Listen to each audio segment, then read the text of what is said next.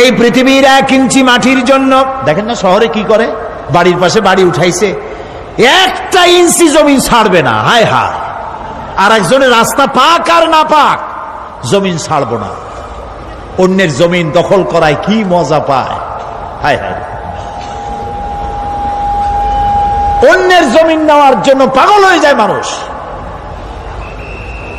দুনিয়াকে ভালোবাসে, 1 কাঠা জমির জন্য, 1 আঙ্গুল জমিনের জন্য মামলা মোকদ্দমা, জজ কোর্ট, হাইকোর্ট, সুপ্রিম কোর্ট, তারপরেও ছাড়ে না। ঠিক না? এই জমিনটা এত ভালোবাসলেন, এত মামলা মোকদ্দমা করলেন, এই জমিনের 1 ইঞ্চিও খেতে পারবেন না, বরং মরিয়া দেখেন জমিন হা করে আপনাকে গিলে ফেলে দেবে। আপনার হাড্ডি গুড্ডি গুস্ত সুদ্ধা মিশে যাবে এই মাটিতে। পৃথিবীকে ভালোবাসে কোনো লাভ নাই। স্ত্রী পুত্র পরিজন যার যতটুকু পাওনা দিবেন, ভালোবাসবেন, কিন্তু মূল ভালোবাসা কলিজাটা ভরা থাকবে আল্লাহর জন্য। কার জন্য? স্ত্রীর ভালোবাসা স্ত্রীকে দিবেন, মায়ের শ্রদ্ধা, বাপের শ্রদ্ধা, সন্তানের ভালোবাসা আলাদাভাবে দিবেন। আর সব থেকে যিনি ভালোবাসা পাওয়ার দাবিদার, তার জন্য রাতের বেলায় জাগুন, সিজদা দিয়ে কাঁদতে থাকুন। এই চোখ দুটা কে দিছে? এই জিহ্বা কে দিছে? এই কান কে দিয়েছেন? এই সুন্দর শরীর কে দিয়েছেন? বলার তৌফিক, শোনার তৌফিক কে দিয়েছেন? এই হক আদায় করতে গভীর রাত্রে জাগতে হবে, পাইকারি দরে ঘুমায়েন না, একটু জাগুন, শেষ রাত্রে উঠুন, শেষ রাত্রে জেগে প্রেম করুন আল্লাহর সাথে। প্রেম কি ঢোল পিটায় করা যায়? ইনকিলাব, সংগ্রাম, এইসব পত্রিকায় বিশাল হেডিং দিয়ে কেউ প্রেম করে? বিজ্ঞাপন দিয়ে, টেলিভিশনে বিজ্ঞাপন দিয়ে প্রেম করে। প্রেম করে কিভাবে? গোপনে, আর মিলিত হয় নির্জনে। সবচাইতে বড় প্রেমিক হবে নিজে হতে হবে, আর আল্লাহকে সব থেকে বেশি ভালোবাসা দিতে হবে। সেজন্য আল্লাহ রাব্বুল আলামিন বলেছেন প্রেম করার জন্য কিছুটা নির্জনতা প্রয়োজন। এজন্য দিনের আলোতে ওয়াজআলনান নাহারা মাআশা, দিন বানাইছি রুজি রোজগার করার জন্য। ওয়াজআলনাল লাইলা লিবাসা, আর রাত বানাইছি শান্তির বাহন হিসাবে, আচ্ছাদন। সূর্যের আলোর ঝলকানি চলে গেছে, আলোর তীব্রতা আর নাই। গোটা পৃথিবীর উপরে আমি একটা কালো চাদর দিয়া ঢেকে দিলাম রাতের আধার, আর একেবারে অন্ধকার না করে আকাশে ডিম লাইটের মতো করে কতগুলি তারা জ্বালায়া দিলাম। এখন কেউ জেগে নাই, সব ঘুমানো।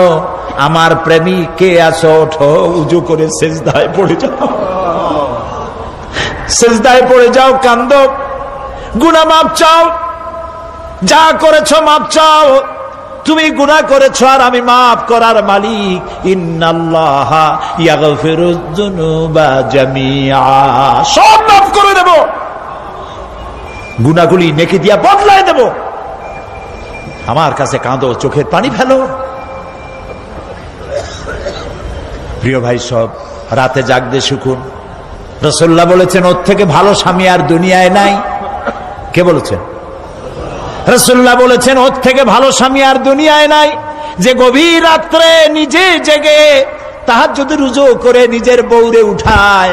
বউ উঠতে চায় না, পানি এনে বউয়ের মুখের উপরে ছিটায় দেয়, ওঠো বিবি, একসাথে তাহাজ্জুদের নামাজ পড়ি।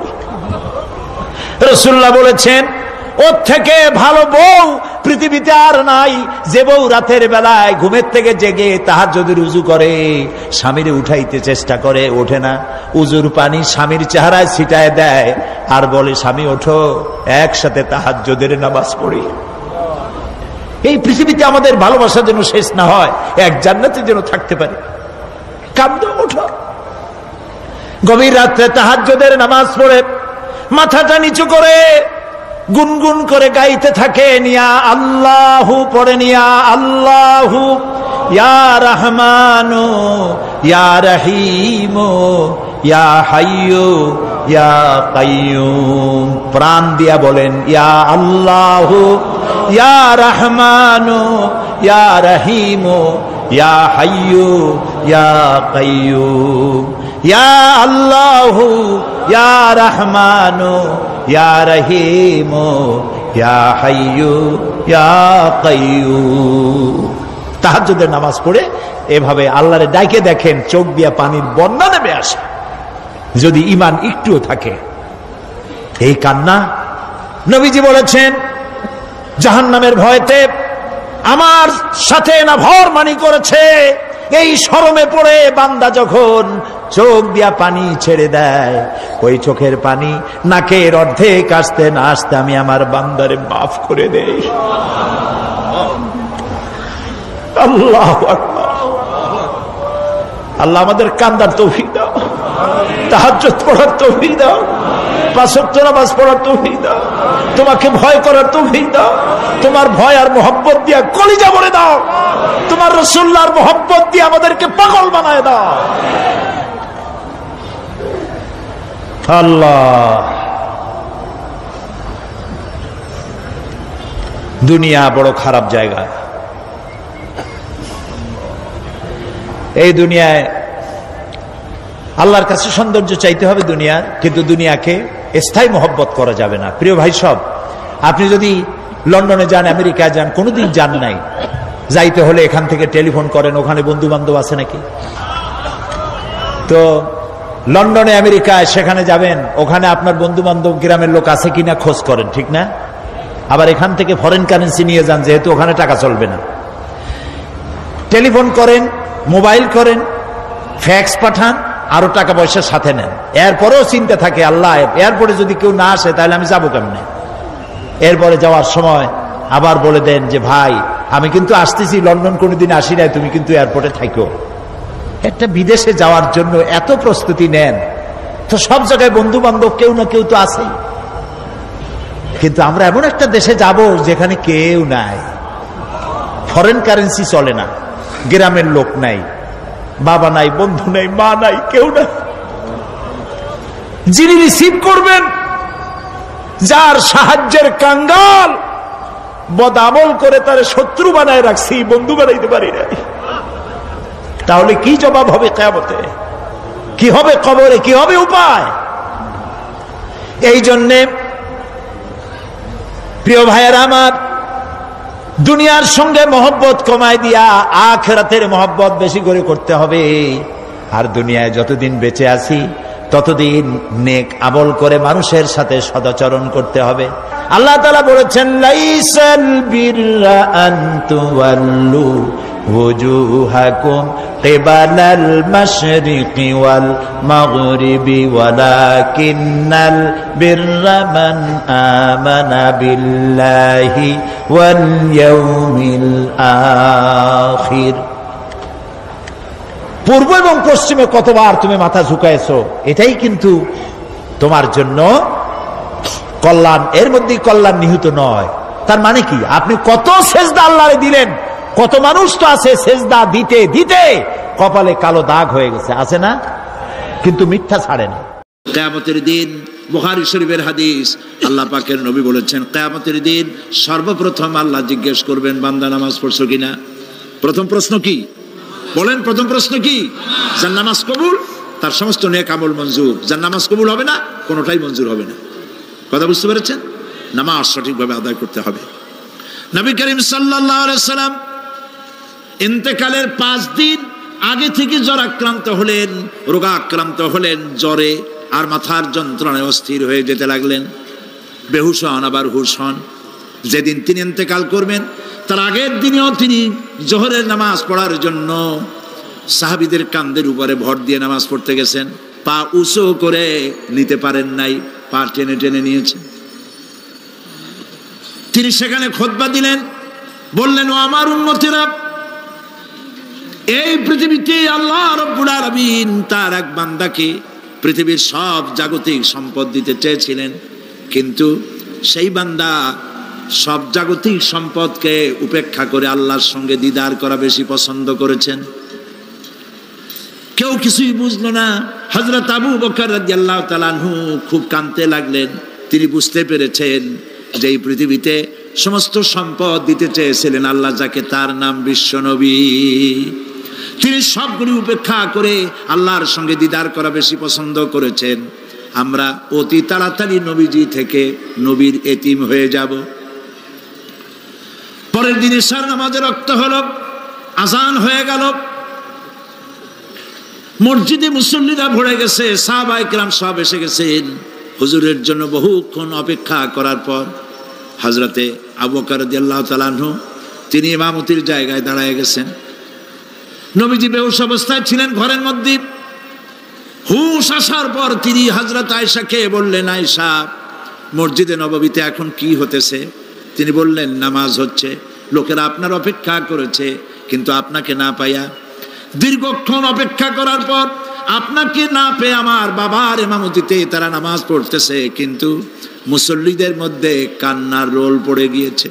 তাদের ধারণা হয়েছে নবীজির জায়নামাজে যখন হযরত আবু বকর দাঁড়ায় গেছে, নবীজির পিছনে নামাজ পড়া আর আমাদের কিসমতে হবে না। নবীজি বলছেন, আয়েশা রে, মসজিদে নববীর দিকের দরজাটা খুলে দাও, আমি নামাজের দৃশ্য দেখতে চাই। দরজা খুলে দেওয়া হলো। নবীজি কোন রকম মাথা উঁচু করে মসজিদে নববীতে নামাজের দৃশ্য নিজে অবলোকন করে আবার শুয়ে পড়লেন। হযরত আয়েশা লক্ষ্য করে দেখেন নবীজির চোখের পানি দিয়ে কোনা দিয়া পানি বেয়ে বেয়ে পড়ছে। হযরত আয়েশা প্রশ্ন করলেন, ইয়া রাসূলুল্লাহ, নামাজের দৃশ্য দেখি কাঁদছেন কেন?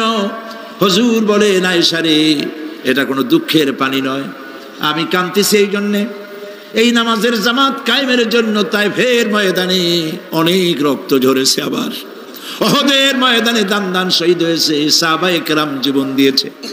আজ আমি দেখতে পেলাম আমার উম্মতেরা জামাতে নামাজ পড়ছে। আমার ধারণা হলো ভবিষ্যতে কিয়ামত পর্যন্ত আমার উম্মতেরা এইভাবে জামাত বন্দী হয়ে নামাজ আদায় করবে। নবীজি আবার বেহুশ হয়ে পড়লেন। মসজিদে নববী থেকে আজ আর কেউ বাড়ি যায় না, সবাই কান্দে। আজ রাত বোধহয় নবীজি কাটাবেন না। মেয়েরা কাঁদতেছে, সাহাবায়ে কেরাম কাঁদতেছেন, আজওয়াজে মুতাহারাত তারা কাঁদতেছেন। নবীজির আবার হুশ হলো, তাকায় দেখেন ঘরের মধ্যে কান্নাকাটি, মসজিদে নববীতে কান্নাকাটি। সব থেকে বেশি কাঁদতেছেন মা ফাতেমা। নবীজি হযরত ফাতেমার কান্না দেখে ইশারা করলেন, কাছে আয়। হযরত ফাতেমা রাসূলের কাছে গেলেন।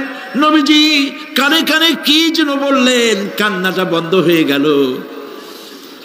হযরত আয়েশা জিজ্ঞেস করলেন, মা, তোমার আব্বা তোমার কানে কি বললো আর কান্না বন্ধ হয়ে গেল?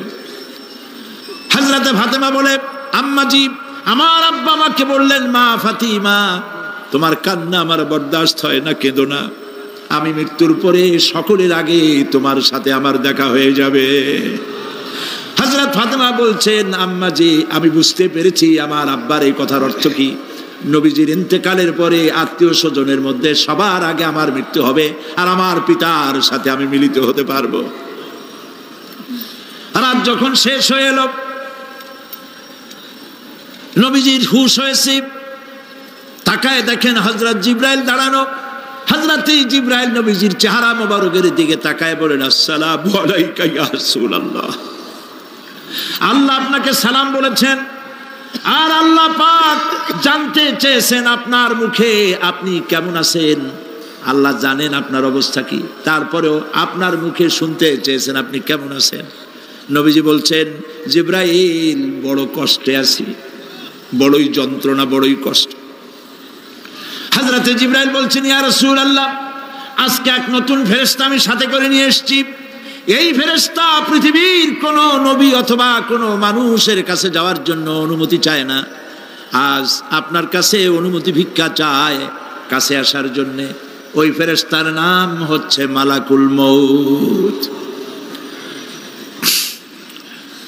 হযরতে মালাকুল মউত বলেন, ইয়া রাসূলুল্লাহ, এই পৃথিবীতে আদম আলাইহিস সালাম থেকে নিয়ে পর্যন্ত কোন মানুষের জান কবজের জন্য আমার অনুমতি চাওয়া লাগে নাই, আর কোনোদিন লাগবে না।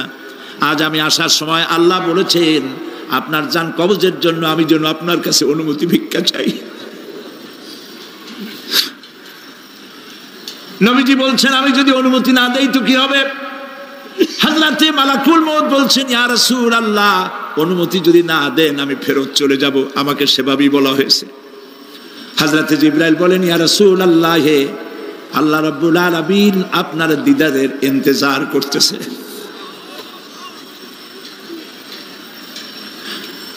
নবীজি বলছেন, মালাকুল মউত তুমি জান কবজের কাজ শুরু করো। মালাকুল মউত যখন কাছে এসেছে, রাসূল জিজ্ঞেস করলেন, আয়েশা ঘরে যে কয়েক টুকরা স্বর্ণ ছিল সেগুলোর কি অবস্থা? ছোট ছোট 6 টুকরা স্বর্ণ ছিল। হযরত আয়েশা বলছেন, হুজুর আমি এগুলো রেখে দিছি। হুজুর বলছেন, না রাখতে পারবে না, আমার ইন্তেকালের আগে খয়রাত করে দাও। মুহাম্মদ সাল্লাল্লাহু আলাইহি ওয়াসাল্লাম আল্লাহর কাছে অবস্থায় উঠবে না যে তার ঘরের ভিতরে সোনা ছিল, দিয়ে দাও, খয়রাত করে দিয়ে দাও। হযরতে মালাকুল মউত রাসূলের জান কবজ শুরু করে দিলেন। রাসূলুল্লাহ জীবনের শেষ কথা বললেন, আসসালাত আসসালাত ওয়া মা মালাকাত আইমানুকুম। আমার উম্মতেরা বিদায় লগ্নে বলে গেলাম, নামাজ নামাজ নামাজ ছেড়ে দিও না।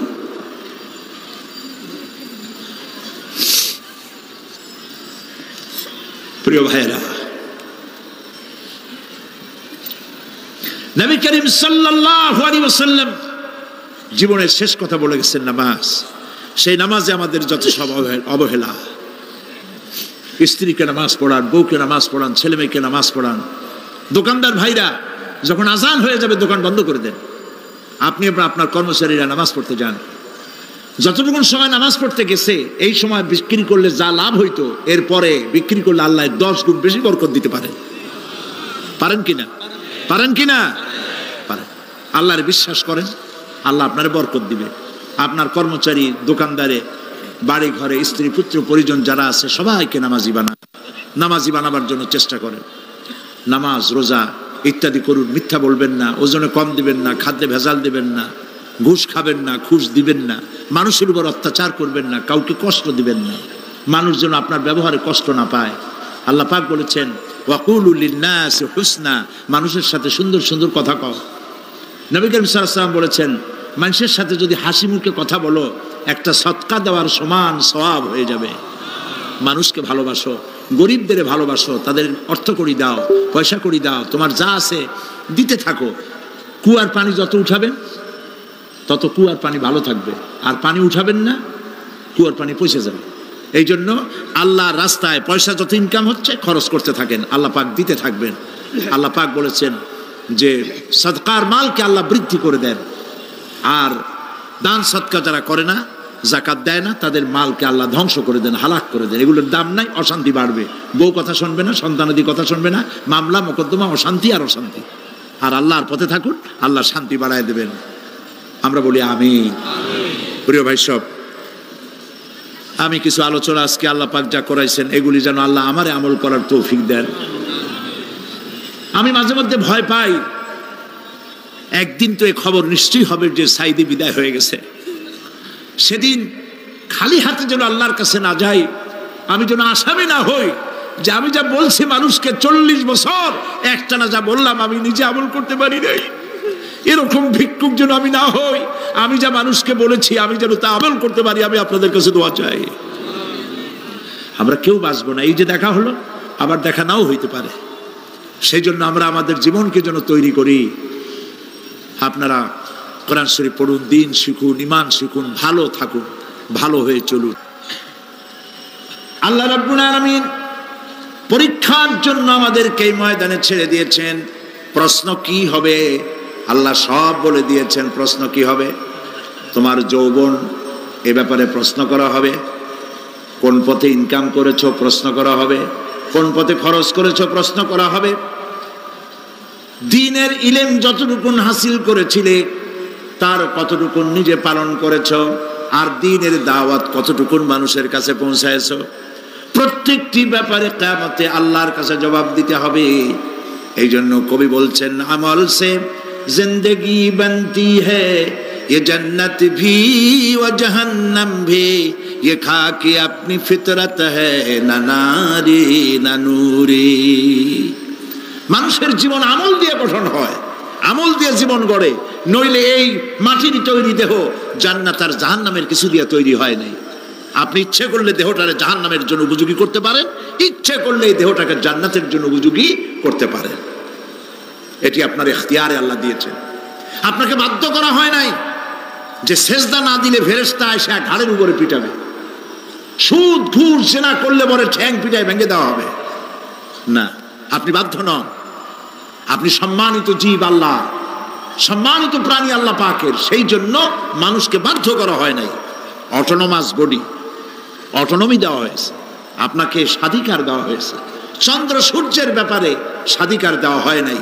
রাত এখন 7:35, সূর্যের বাপেরও ক্ষমতা নাই বাংলাদেশে এখন উকি মারে, ঠিক কিনা? সে এখন আমেরিকায় রোদ দিচ্ছে, তাপ দিচ্ছে আমেরিকায়। ওকে নির্ধারণ করা হয়েছে যেভাবে, সেইভাবেই করতে হবে। পানি বলেন, পাহাড় বলেন, পাখি বলেন, চন্দ্র বলেন, গ্রহ বলেন, নক্ষত্র বলেন, সব জিনিস বাই হুক অ্যান্ড ক্রুক আল্লাহর হুকুম মানতে বাধ্য। কোরআনে কারীমে আল্লাহ পাক বলেছেন, আফাগায়রা দীনিল্লাহি ইয়াবগুন ওয়া লাহু আসলামা মান ফিস সামাওয়াতি ওয়াল আরদি তাওআন ওয়া কারহা। আল্লাহর দেওয়া জীবন ব্যবস্থা ছেড়ে দিয়ে তোমরা কি অন্য কোনো মতবাদ তালাশ করো? ওয়ালাহু আসলামা মান ফিস সামাওয়াতি ওয়াল আরদ, অথচ আকাশে যা আছে, জমিনে যা আছে, সব আনুগত্যের মস্তক আমার সামনে অবনত করে দিয়েছে। সুবহানাল্লাহ। মানুষকে আল্লাহ পাক ইখতিয়ার দিয়েছেন, ইচ্ছে করলে মাহফিলও আসতে পারেন, ইচ্ছে করলে সিনেমাও ঢুকতে পারবেন, অসুবিধা নেই। অসুবিধার জন্য কিয়ামত, ওখানে হিসাব হবে। এখানে আপনি সূর্য চন্দ্র ফেরেশতা, ফেরেশতারও কোনো মাজাল নাই, কোনো ইখতিয়ার নাই আল্লাহর হুকুমের বাইরে কিছু করে। আল্লাহ যা করতে বলেছেন তাই করতে হবে, এর বাইরে এক চুলও নড়তে পারবে না। কিন্তু মানুষেরা করতে পারবে। মানুষ ইচ্ছে করলে নামাজ রোজা ছাড়তে পারে, ইচ্ছে করলে আল্লাহরে অমান্য করতে পারে। এইটা তার বিচারের জায়গা না, এটা হলো পরীক্ষার জায়গা। এটা কিসের জায়গা? পরীক্ষার জায়গা। এখানে আপনি কামাই করলে ওখানে কিছু পাবেন, এখানে কামাই না করলে কিছু পাবেন না। আরো সোজা করে বলি, কোন কৃষক, যে কৃষক আষাঢ় মাসে শ্রাবণ মাসে জমিন চাষ করে না, পৌষ মাসে তার গোলায় ধান আসবে? কথা বোঝেন নাকি বোঝেন না? পৌষ মাসে গোলায় ধান আসবে? কোনো পাগলও বলবে না যে তুমি তো চাষই করো নাই, তুমি জমিনে, তোমার জমিনের ফসল তোমার ঘরে আসবে কেন? কাজী এই দুনিয়ায় পরীক্ষা দিলে এখানে রেজাল্ট হয়, এখানে গাছ লাগাইলে এখানে ফল দেয়। কিন্তু মানুষের জন্য আল্লাহ পাক যে আমল তৈরি করেছেন, পরীক্ষা নেবেন, সেই পরীক্ষার রেজাল্ট এখানে হবে না। পরীক্ষার রেজাল্ট আউট হবে কোথায়? আখিরাতে। বলেন সবাই, কোথায় হবে? পরীক্ষার রেজাল্ট আউট হবে কোথায়? আখিরাতে। এইখানে আপনি যা কামাই করবেন এখানে রিটার্ন দেওয়া হবে না। এখানে যা কামাই করবেন সমস্ত কামাই 700 গুণ বর্ধিত আকারে কিয়ামতে আল্লাহ আপনার হাতে ধরাই দিবেন। আল্লাহর ওয়াদা কখনো মিথ্যা হয়? মিথ্যা হয় রাজনৈতিক দলের নেতারা, এই জাতীয় লোকেরা যারা মঞ্চে আসে আর বলে যে এবার আমাদের ভোট দেন, আমরা ক্ষমতায় যাইতে পারলে আপনারা না খাইয়া কেউ মরবেন না। কিন্তু কি খাইয়া মরবে তাও কয় না। সেদিন শুনলাম এই যে নির্বাচন এখন একটা চলতেছে, স্লোগান বাপ দাঁড়াইছে, ছেলে তো বলে রহিম ভাই আমার ভাই, তোমার ভাই, বাপের নাম রহিম। তারপরে শুনলাম বলতেছে বেগুন ভাইয়ের চরিত্র, আজকে নাম রাখে তো আদর করে, বেগুন পটল, বেগুন ভাইয়ের চরিত্র ফুলের মতো পবিত্র। আমি আর একজনের পাশের থেকে কইল যে নামাজ পড়ে না, একক তো এমনই ফুলের মতো চরিত্র। তো দুনিয়ার ময়দানে আপনি যা কামাই করবেন এখানে রেজাল্ট আউট হবে, এখানে আপনি পাবেন ফল, এখানে পাবেন। যা করবেন এখানে গাছ লাগাবেন, ফল লাগাবেন, এখানে পাবেন। আর আল্লাহর জন্য যেটা করবেন সেটার ফল, সেটার রেজাল্ট কিয়ামতে বাইরে হবে। সুবহানাল্লাহ। এখানে পরীক্ষা দিয়ে যদি কেউ ফেল করে, ম্যাট্রিক পরীক্ষা দিয়ে ফেল করেছে, ফাজেল পরীক্ষা দিয়ে ফেল করেছে, আবার পরীক্ষা দিয়ে পাস করার সুযোগ আছে, আবারও ফেল করেছে, আবারও পরীক্ষা দিয়ে পাস করার সুযোগ আছে। 10 বার যদি ফেল করে আরো 10 বার পরীক্ষা দিয়ে পাস করার সুযোগ আছে। কিন্তু কিয়ামতের দিন আল্লাহ রাব্বুল আলামিনের জীবনের পরীক্ষায় কোনো মানুষ যদি আল্লাহর আদালতে ফেল করে বসে একবার, দ্বিতীয়বার পরীক্ষা দেওয়ার আর কোনো সুযোগ নাই। এই পৃথিবীতে যদি কেউ নিম্ন আদালতে মামলায় হেরে যায়, জজ কোর্টে করবে, যদি হেরে যায় হাইকোর্টে করবে, হেরে গেলে আপিল করবে সুপ্রিম কোর্টে, সুপ্রিম কোর্টেও যদি হেরে যায় তাহলে প্রেসিডেন্টের কাছে আপিল করবে। সুযোগ আছে কয়েকবার। কিন্তু কিয়ামতের দিন জীবনের আদালতে কোনো মানুষ যদি একবার ফেল করে বসে, জীবনের মামলায় যদি একবার হেরে যায়, দ্বিতীয়বার আপিল করার আর কোনো জায়গা নাই। সে আখিরাতে রেজাল্ট আউট হবে। আমরা সব মরে যাব, আমরা সব কি হব? সব মরে যাব। আল্লাহ পাক আমাদেরকে উঠাবেন আবার। মানুষকে কবরে রাখার সময় আমরা কি বলি? মিনহা খালাকনাকুম, জানেন না? পড়েন, মিনহা খালাকনাকুম ওয়া ফিহা নুঈদুকুম ওয়া মিনহা নুখরিজুকুম তারাতান উখরা। এই মাটি দিয়ে তোমাকে তৈরি করা হয়েছিল, এই মাটির মধ্যে রেখে গেলাম, এর থেকে আবার তোমাকে উত্থিত করা হবে। কে বলতেছেন এ কথা? আল্লাহ পাক বলছেন, আল্লাহ তাআলা বলছেন। কি নিষ্ঠুর এই পৃথিবী! ভেবে দেখেছেন কি একবারও কি ভেবে দেখেছেন এই পৃথিবী কত নিষ্ঠুর? এই সন্তান সন্ততি সব একটি মোহ, একটি মায়া, একটি মহব্বত, একটি প্রতারণা। যে বইয়ের জন্য হারাম ইনকাম করেছেন, যে সন্তানদের জন্য হারাম ইনকাম করেছেন, জান দিলেন, রক্ত দিলেন, জীবন দিলেন, সারা রাত কষ্ট করেছেন, দৌড়দৌড়ি করেছেন, যখন মরে গেলেন, যে বাচ্চাটা আপনি কোলে না নিলে কলিজা ঠান্ডা হয় না, সেই বাচ্চা বলবে, মাকে বলবে, মা বাপের লাশ যে রুমে আছে আমার সেখানে নিও না, আমার ভয় করে। ঠিক কিনা? স্ত্রীও আরো দু একজন লোক না হলে লাশের ঘরে থাকতে পারবে না, তারও ভয় করবে। থাকলে বড় জোর মা থাকতে পারে, বাপ থাকতে পারে। যাকে বিবাহ করার পর অনেক সন্তান আছে, মা বাপকে চোখে দেখতে পারে না, বড় কথা মতো মায়ের সাথে কথা বলা বন্ধ করে দেয়। হয়তো কুমিল্লা এরকম নাও থাকতে পারে। বউ তো নালিশ করছে, মায়ের সাথে কথা কয় না, আবার বলে এই বুড়িটা মরে না কেন? নাউযুবিল্লাহ, নাউযুবিল্লাহ। বুড়িটারে মরার কথা বলতেছো তুমি। তোমার ছোট্টবেলায় যখন তোমার টাইফয়েড হয়েছিল, অসুখ করেছিল, গরিব বাবা, বাড়িতে ল্যাপ নাই, খাতা নাই, তোষক নাই, সেই জায়গায় মা তার কাপড় বিছায় দিয়া বুকের উপরে নিজের শরীরের উষ্ণতা দিয়া বাঁচায় রাখার চেষ্টা করেছে, নিজে না খেয়ে খাওয়াইছে, অসুখ সারে না। মা ওই মুমূর্ষ বাচ্চার সেরানে তার মাথার কাছে বসে তাহাজ্জুদের নামাজ পড়ে কোরআন শরীফ তেলাওয়াত করে, চোখ দিয়া পানি পড়ে আর বলতে তাকে, রব্বুল আলামিন আমার জীবনটারে দিয়া আমার কলিজার টুকরা সন্তানটারে বাঁচাইয়া দাও। যেই মা নিজের জীবন দিয়া সন্তান বাঁচাইতে চাইলো, সেই সন্তান আজকে বউ পাইয়া মাকে ভুলে যায়, মায়ের সাথে খারাপ ব্যবহার করে। আল্লাহ রাব্বুল আলামিন বলেছেন, মা বাবার সঙ্গে খারাপ ব্যবহার করো না, ভালোবাসায় কথা বলো। ওয়াকুল লাহুমা কাওলান কারীমা, সম্মান সূচক কথা বলো। মা বাবার জন্য দোয়া করো আমার কাছে। কে বলতেছেন?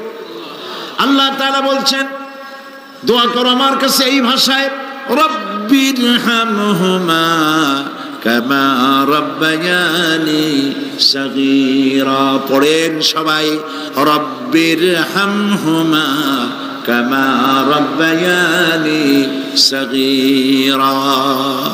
আয় আমার রব, আমার মা বাপ যেমনে ছোটবেলায় আমাকে অত্যন্ত যত্ন করে লালন পালন করেছে, আল্লাহ তাআলা তুমি দয়া করে আমার মা বাপকে তোমার রহমতের করে লালন পালন করো। সুবহানাল্লাহ। প্রত্যেক নামাজের পর সকলে এই দোয়া পড়বেন, মনে থাকবে? মনে থাকবে? প্রিয় ভাই সব, সেই কিয়ামতের মাঠে আমাদেরকে উঠতে হবে, আল্লাহর দরবারে উঠতে হবে। সেই সময় আমাদেরকে কেউ উপকার করবে না। ইয়াউমা লা ইয়ানফাউ মালুন ওয়ালা বানুন, সম্পদ আর সন্তান সন্ততি কোনো কাজে লাগবে না। মা তার সন্তানকে চিনবে না, সন্তান তার মাকে চিনবে না, বাপ তার সন্তানকে চিনবে না, কেউ কাউকে পরিচয় দিবে না। কি মারাত্মক অবস্থা! মানুষ চরম অসহায় হয়ে যাবে। চতুর্দিকে ফেরেশতার আনাগোনা, সূর্য মাত্র 1 হাত উপরে, প্রচন্ড তাপ নিয়ে সূর্য অবস্থান নেবে, মাথার চান্দি ফেটে গিয়ে গুনাহগারের মাথার মগজ গলে গলে পড়তে থাকবে।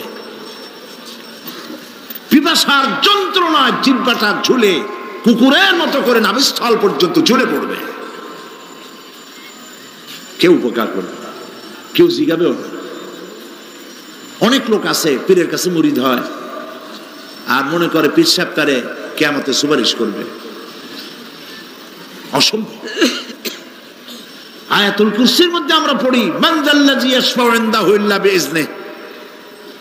কে আছে এমন, কার হিম্মত আছে আল্লাহ পাকের বিনা অনুমতিতে কথা বলে? সুবহানাল্লাহ বলে। কোথার পীর, কোথার খাজা বাবা হারায় যাবে। ইব্রাহিম আলাইহিস সালামের মতো পয়গম্বর কি মনে করে? আল্লাহর খলিল। ইব্রাহিম আলাইহিস সালাম আল্লাহর কি? আল্লাহর খলিল। আল্লাহর খলিল কিয়ামতের দিন বলবেন, আল্লাহ পাক, আয় আল্লাহ তাআলা, আমার বাপের কাছে আমার একটা ওয়াদা ছিল, আমি সুপারিশ করব তার জন্য, তুমি দয়া করে আমার বাপকে জাহান্নাম থেকে ক্ষমা করো, আমি তার জন্য সুপারিশ করতেছি। আল্লাহ তাআলা বলবেন, ইব্রাহিম, তোমার সুপারিশ মঞ্জুর হলো না। কথা বুঝতেছেন না? বুঝতেছেন না?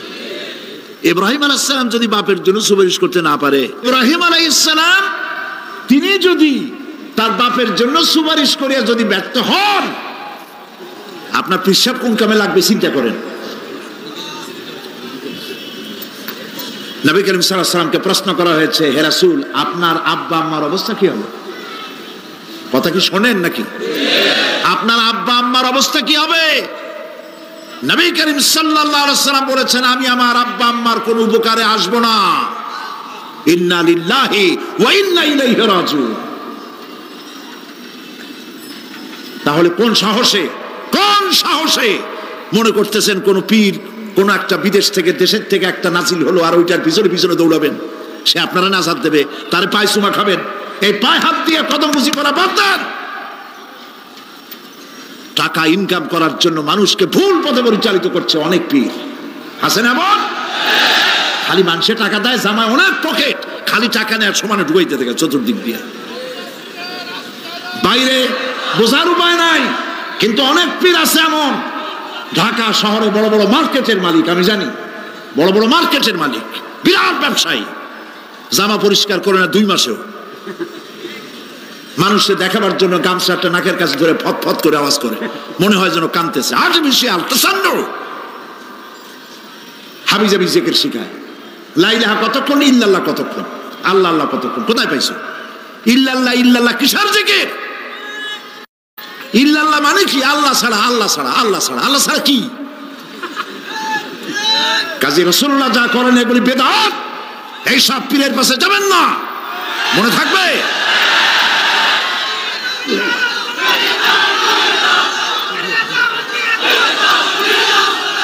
প্রিয় ভাই সব, কিয়ামতের দিন আপনার আমল, একমাত্র আমল আপনাকে বাঁচাইতে পারবে।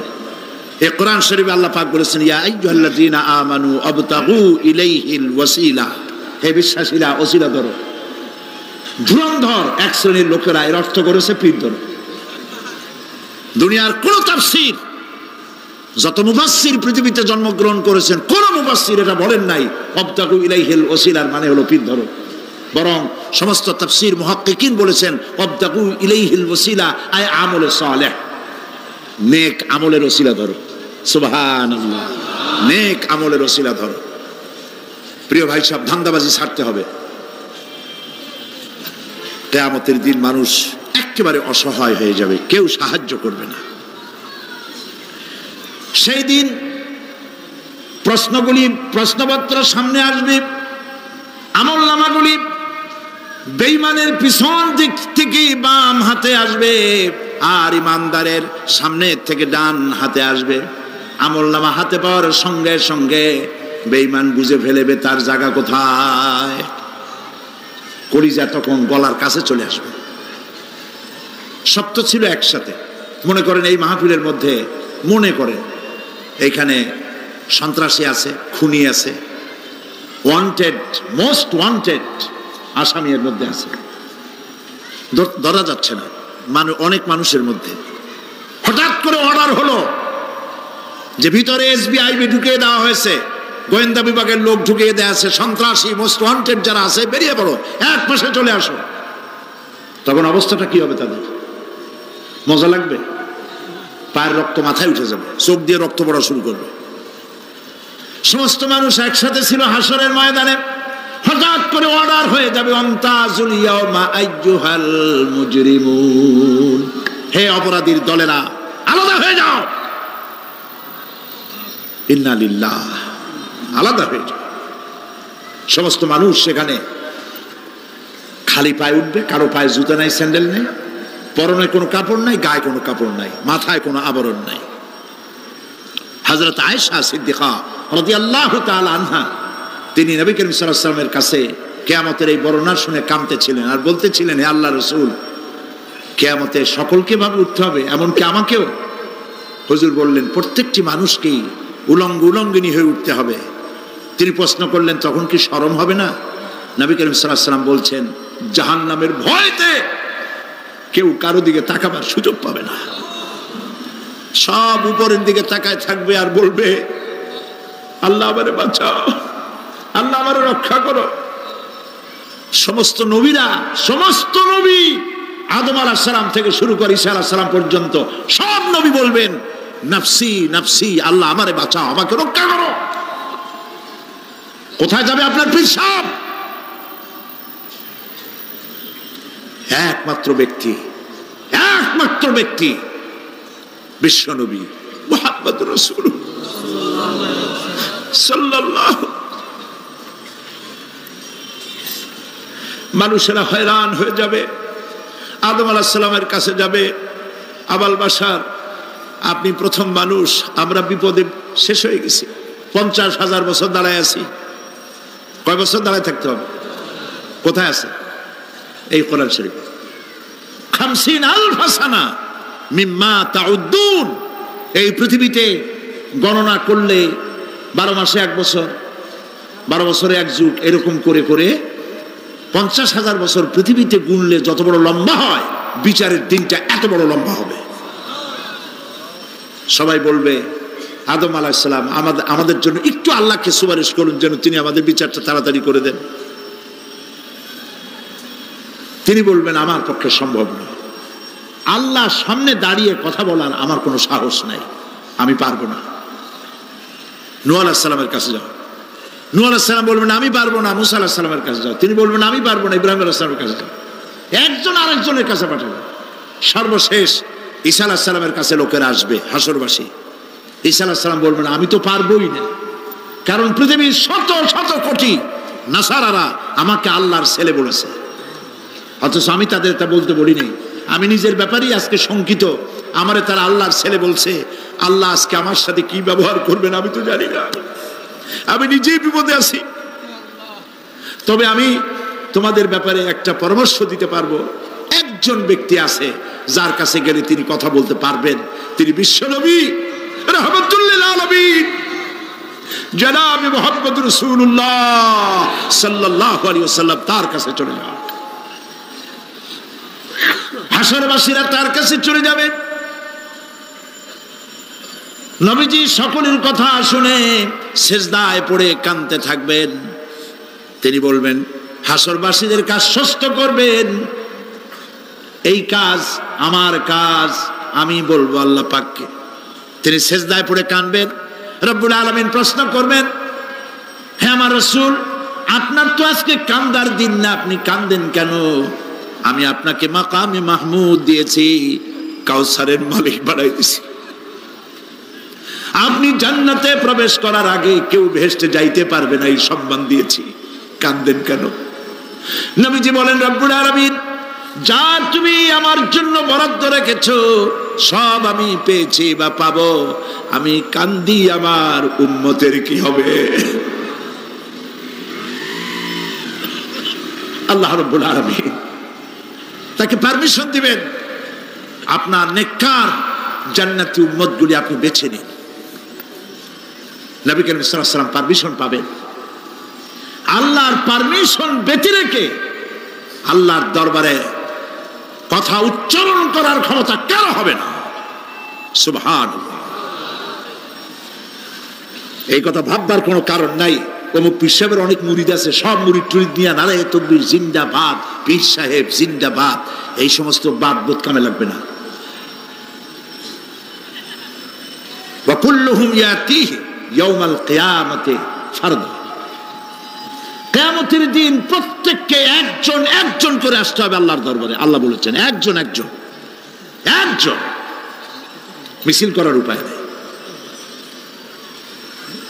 আল্লাহ রাব্বুল আলামিনের দরবারে হাজির হয়ে যাবে সেই কঠিন হাসরের ময়দানে বাঁচার জন্য। নবীজি দোয়া শিখায় দিয়েছেন, দোয়া করো, আল্লাহুম্মা হাসিবনি হিসাবান ইয়াসীরা। পড়েন আমার সাথে, আল্লাহুম্মা হাসিবনি হিসাবান ইয়াসীরা, আল্লাহুম্মা হাসিবনি হিসাবান ইয়াসীরা। আয় আল্লাহ তুমি আমার সহজ হিসাব নাও। নবী করিম সাল্লাল্লাহু আলাইহি ওয়াসাল্লাম নিজেই দোয়া করেছেন। চিন্তা করেন, আল্লাহ পাক নিজে, আল্লাহ তাআলা তিনি নিজে প্রশ্ন করবেন এবং পাপগুলি দেখাই দেবেন, এই সব পাপ করছো। মানুষ আল্লাহর বান্দা ভয় চোটে কলজা গলা দিয়ে বেরিয়ে যেতে থাকবে, বেরিয়ে যেতে চাইবে, তার বাষ্পরুদ্ধ হয়ে আসবে, বলতে থাকবে, আল্লাহ আমি করে ফেলেছি, আমি মাপ চাই, তোমার কাছে ক্ষমা ভিক্ষা চাই। আল্লাহ রাব্বুল আলামিন বান্দার কাকুতি বিনতির দিকে লক্ষ্য করে বলবেন, বান্দারে আমি তোকে ক্ষমা করে দিলাম। এটাই হলো হিসাব ইয়াসির, সহজ হিসাব। এই সহজ হিসাব কার কিসমতে আছে কার কিসমতে নাই তা আমরা কেউ জানি না। এই দুনিয়াটাকে আল্লাহ পাক বানাইছিলেন পরীক্ষা নেওয়ার জন্য। কি জন্যে? পরীক্ষা নেওয়ার জন্য। পরীক্ষায় যার যে বয়স এখন আছে, এখানে আমার যা বয়স, আপনার যা বয়স, এই বয়সে যা যা করছি এখন হিসাব করেন। ছোটবেলায় কই মাছের কাঁটা গলার মধ্যে ঢুকছিল, তখন ক্লাস 2তে পড়ি। এরকমের একটা ঘটনা মনে আছে কিনা? মনে নাই? অন্যের বাড়ির আম পাড়তে গিয়া বাড়িওয়ালার সামনে পড়ছিলেন, 2টা থাপ্পড় দিছিল। এসব কথা মনে আছে না? আছে কিনা? এই ছোট্ট ছোট্ট কথাগুলি, কোন পুকুর পাড়ে আছার খাইছিলাম, কেডা মারছিল, সেই ছোট্টবেলা থেকে এই পর্যন্ত এই ছোট্ট কথাগুলি যদি মনে থাকে, তাহলে বড় বড় পাপ কি কি করছেন তা মনে নাই। তাহলে নিজের হিসাব নিজে করো।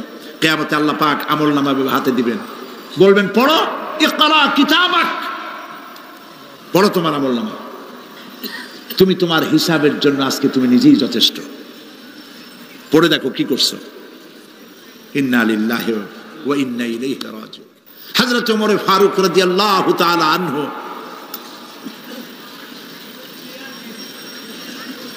তিনি একবার অন্ধকার রাত্রে যাচ্ছিলেন, পিছনে ছিল অনেক লোকজন ছিল। হাঁটতে হাঁটতে তিনি প্রশ্ন করলেন, আচ্ছা তোমাদের মধ্যে কি কেউ আছে এমন বলতে পারো যে কোরআন শরীফের মধ্যে সব থেকে হতাশাব্যঞ্জক আয়াত কোনটি? একজন জবাবে বললেন, অন্ধকার পিছনে, অন্ধকারের মধ্যে পিছন থেকে একজন জবাব দিল, ফামাইয়ামাল মিসকালা যাররাতিন খায়রান ইয়ারা ওয়া মান ইয়ামাল মিসকালা যাররাতিন শাররান ইয়ারা। এর অর্থ হলো, পৃথিবীতে কেউ যদি ছোট্ট একটি পাপ নেকির কাজ করে, সরিষা পরিমাণ নেকির কাজ যদি করে সেটা দেখতে পাবে, সরিষা পরিমাণ পাপের কাজ যদি করে সেটা দেখতে পাবে। ওমর রাদিয়াল্লাহু তাআলা আনহু কাঁদতেছিলেন, কিয়ামতে সব নেকি আর পাপ যা যা করছি সব দেখানো হবে। ইন্না লিল্লাহি ওয়া ইন্না ইলাইহি রাজিউন। আল্লাহ তুমি মাফ করে দাও আমাদেরকে, আমরা বলি আমিন। কতক্ষণ হাঁটার পরে তিনি প্রশ্ন করলেন, আচ্ছা মুমিনদের জন্য কোরআনের মধ্যে সবথেকে আশাব্যঞ্জক কোন আয়াত কি আছে? পেছন থেকে আওয়াজ এলো, মুমিনদের জন্য আশাব্যঞ্জক একটি আয়াত আল্লাহ রাব্বুল আলামিন কোরআনের মধ্যে দিয়েছেন, সেটি হচ্ছে লা তাকনাতু মির রাহমাতিল্লাহ। আমার রহমত থেকে, আল্লাহর রহমত থেকে হতাশ হয়েও না, নিরাশ হয়ে যেও না। অর্থ হচ্ছে এই, আমরা পাপ করেছি, আমরা সবাই গুনাহগার কিনা বলেন? স্বীকার করি আমরা সবাই গুনাহগার কিনা? সবাই গুনাহগার। এই গুনাহগার মানুষগুলি যদি গুনায় তওবা করে, গুনার জীবনে করব না তওবা করে কেউ যদি আল্লাহর রহমতের দিকে এক বিঘত অগ্রসর হয়, হাদিসে কুদসির ভিতরে এসেছে আল্লাহ পাক বলেন আমি আমার ওই বান্দার দিকে এক হাত আগায়া যাই।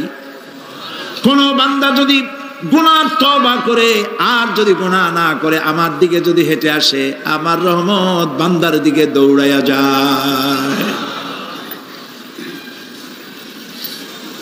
আল্লাহর গজবের চাইতে রহমত বেশি। বান্দা তোমার গুনাহ যদি আকাশ সমান হয়, আল্লাহর, তোমার গুনাহ যদি পাহাড় সমান হয়, আল্লাহর রহমত আকাশ সমান। তোমার গুনাহ যদি আকাশ সমান হয়, আল্লাহর রহমত তার আরশে আজিম ছায়া গেছে। সুবহানাল্লাহ। মাপ চাও, ক্ষমা চাও, তওবা করো, জীবনে গুনাহ আর করব না। যে ব্যক্তি তওবা করবে, গুনাহ থেকে বাঁচবে, আল্লাহ তাদেরকে রক্ষা করবেন। প্রিয় ভাইয়েরা, এই দুনিয়ার জিন্দেগিতে পৃথিবীর মহব্বতে আমরা পাগল হয়ে গেছি। সবাই শুধু টাকা টাকা, টাকা ছাড়া দুনিয়াটা ফাঁকা। দুনিয়া কা মজা লে লো, দুনিয়া তোমারি হ্যায়। খাও দাও ফুর্তি করো, দুনিয়াটা মস্ত বড়। এগুলি শয়তানদের কথা। কাদের কথা? শয়তানদের কথা। আল্লাহ বলেছেন কুলু ওয়া তামাত্তাউ, খা, জব্বার খাও, খা, খার ফুর্তি কর। মাতাউন কালিল সুম্মা মাওয়াহুম জাহান্নাম ওয়া বিসাল মাসির। সামান্য কয়েকদিনের জন্য দালান কোঠা বানাইয়া ফুর্তি কর, এরপরে জায়গা হবে জাহান্নামে। জায়গা হবে কোথায়? জাহান্নামে। প্রিয় ভাইয়েরা, এই দুনিয়াটার দৃষ্টান্ত একটা পরের স্ত্রীর মতো সুন্দরী যুবতী, রূপবতী, স্বাস্থ্যবতী পরের একটা স্ত্রী। এইটারে দেখে আফসোস করে কোনো লাভ আছে? জবাব দেন। যারা কথা বোঝেন তারা জবাব দেন। অন্যের সুন্দরী তরুণী, তন্নী, রূপবতী যুবতী, রূপের ছটায় চতুর্দিকে আলোকিত, এরকম একটা পরের বউ দেখে আফসোস করে কোনো লাভ আছে? ওর তো বিয়ে হয়ে গেছে, তুমি আফসোস করে লাভ কি? গলা দড়ি দিয়ে মরলেও লাভ নাই। এই পৃথিবী একটা সুন্দরী পর স্ত্রীর মতো, একে যত মহব্বত করবেন আল্লাহর রহমত থেকে তত দূরে চলে যাবেন। আর এই দুনিয়ার উপরে যত লাথি মারবেন আল্লাহর দিকে তত আগায় যাবেন। খালি টাকা চাই, টাকা টাকা। বাড়ি একটা আছে আরো 6টা চাই, দোকান 5টা আছে আরো 7টা চাই, গাড়ি একটা আছে আর 50টা চাই। এই চাই আর চাই, খাই আর পাই, এই করতে করতে মানুষের জীবন শেষ হয়ে যায়। আহারে, একেবারে খালি হাতে চলে গেল। ইন্ডাস্ট্রি পড়ে থাকলো, বাড়ি পড়ে থাকলো, গাড়ি পড়ে থাকলো, 3খান কাপড় নিয়ে আর চলে গেল গর্তের মধ্যে। আহারে, ছেলে মেয়ে বউ চোখের একটু পানি ফেলাইলো ওই দিন, আর কিচ্ছু না, কবরের মধ্যে রেখে দিল। এখন কবরের ভিতরে ফেরেশতা চলে এসেছে। বেঈমান হয়ে যদি মারা যেয়ে থাকে, ঈমান নিয়ে মরে নাই, বেঈমান হয়ে মারা গেছে, কলেমা মনে আসে নাই। জিজ্ঞেস করা হবে মান রাব্বুকা মা দীনুকা মান নাবিয়ুকা, কে তোমার রব, কি তোমার দিন, কে তোমার নবী? বেঈমান বলবে হায় হাতা লা আদরি, জানি না। নাউযুবিল্লাহ, বলে নাউযুবিল্লাহ, জানি না। এখানে আপনি মুখস্থ করে গেলেই যে ওখানে জবাব দিতে পারবেন এমনটি হবে না। আমল, আমল করতে হবে, আমল তৈরি করতে হবে। আমল মানে কিন্তু এইটা না যে আপনি বসে বসে তসবিহ পড়বেন। এটা লোকের আমল করে, যে লোকটা খুব আমলদার, খুব আমল করে। আমলের ইংরেজি হচ্ছে ওয়ার্ক, বাংলা হলো কাজ। তো কেউ বসে বসে কোনো কাজ নাই, তসবিহ টিপতেছে, এটা কিন্তু আমল হইল। আপনার সমস্ত কাজগুলি হতে হবে আল্লাহরে খুশি করার জন্য। দোকানদারি করবেন আল্লাহরে খুশি করার জন্য করেন। আচ্ছা, ওখানে পরে আসতেছে। কবরের ভিতরে জবাব দিবে আমি কিছু জানি না। কিছুই যখন জানলো না, শাস্তি শুরু হয়ে যাবে। সিজ্জিনে তার রূহ রাখা হবে, এ মাটির দেহ মাটির সঙ্গে মিশে যাবে। কবরের মধ্যে কোনো প্রচন্ড শাস্তি বা জাহান্নামের আগুন ইত্যাদি দিয়েছি, প্রচন্ড কোনো শাস্তি হবে না। শাস্তি হবে কবর আযাব, আযাবুল কবর হক, আযাবে কবর হবে, তবে জাহান্নামের শাস্তি মতো হবে না। আসামি কনভিক্টেড না হওয়া পর্যন্ত, বিচার না হওয়া পর্যন্ত যেমন ফালায় রাখে জেলখানার কোন রুমে বা হাজতখানায়, ওই রকম সিজ্জিন নামক একটা জায়গা আছে, ওইখানে রেখে দেবে। শাস্তি হবে কিসের উপরে? রুহের পরে। অনেকে মনে করে যে কবর হলো ওই শুধু মাটির মধ্যে ওইটা, কিন্তু এইটার নাম শুধু কবর না। মানুষের জীবনের 4টে স্তর। কয়টা স্তর? একটা হলো আলমে আরওয়াহ, আরেকটি হচ্ছে আলমে আজসাম অথবা আলমে আসবাব, আরেকটি হচ্ছে আলমে বারজাখ, আরেকটি হচ্ছে আলমে আখিরাত। কয়টা হলো? 4টা। আলমে আরওয়াহ রুহের জগৎ, যেখান থেকে আমরা আসছি। আর আলমে আজসাম বা আলমে আসবাব হলো বস্তু জগৎ, যেখানে আমরা আছি। এরপরে মৃত্যু থেকে শুরু করে কিয়ামতের দিন পর্যন্ত যে সময়টা, এই সময়টার নাম হলো আলমে বারজাখ। বারজাখ শব্দের অর্থ হলো জবনিকা, পর্দা, স্ক্রিন, একটা পর্দার আড়ালে নিয়ে যাওয়া হবে। এরপর হবে আলমে আখিরাত, যেখানে জবাবদিহির জন্য সকলকে উঠতে হবে। শাস্তি হবে রুহের উপরে। এখন আপনি বলবেন যে রুহের শাস্তি হয় কেমনে?